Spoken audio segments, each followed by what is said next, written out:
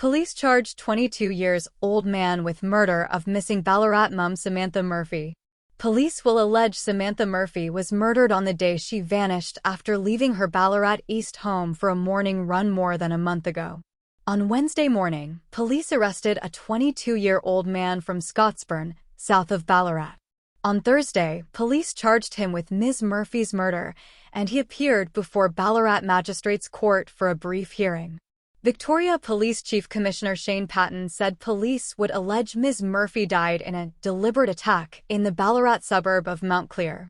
Missing mum Samantha Murphy, supplied Adam Trafford at Ballarat Courier. He said detectives had interviewed the Scotsburn man but had not been able to discover the location of Ms. Murphy's body.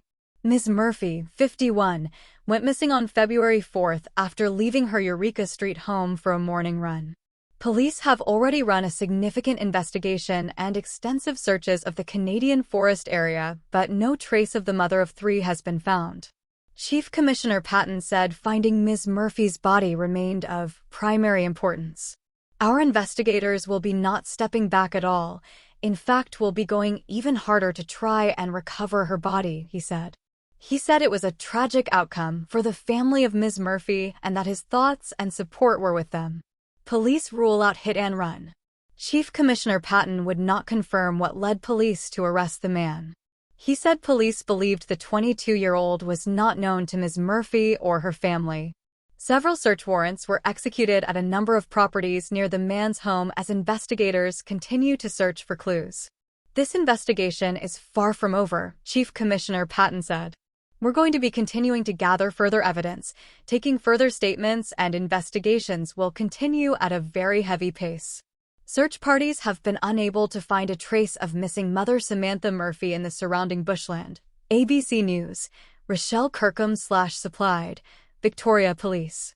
He said Ms. Murphy's alleged murder was being treated as an intentional act. He has been charged with murder, so by its definition we are saying this was a deliberate attack on Samantha, he said.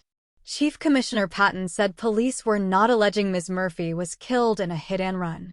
When asked if police were searching for a weapon, he said officers continue to look for evidence in relation to the murder. He encouraged anyone with any information to come forward. Any little clue could be vital in helping us locate her body, he said. Magistrate grants temporary suppression order over accused name. On Thursday afternoon, the 22-year-old faced the Ballarat Magistrates Court for a filing hearing, where Magistrate Michelle Mikitoix confirmed he had been charged with murder. The accused, who sat calmly in the dock wearing an orange and navy jumper, stared straight ahead as about 40 people in the court gallery watched on. Details of the allegations against him were not read out, although a charge sheet outlined that police believe he murdered Ms. Murphy on February 4th, the day she was last seen alive. The 22-year-old was remanded in custody and was unable to apply for bail because people charged with murder can only be granted bail in the Supreme Court. Police and volunteers conducted an extensive search of bushland near Samantha Murphy's Ballarat East home. ABC News, Laura Mayers. A police prosecutor said there was a significant amount of material in the brief of evidence. The magistrate ordered police to file the brief to the man's defense team by July 25th. A committal mention hearing will then be held on August 8th. The man's lawyer, David Tamanica, said it was his client's first time in custody. As you can imagine, there's significant seriousness to the allegation and there might be some risk of self-harm, he said. The man appeared before the Ballarat Magistrates Court on Thursday. ABC Ballarat, Laura Mayers.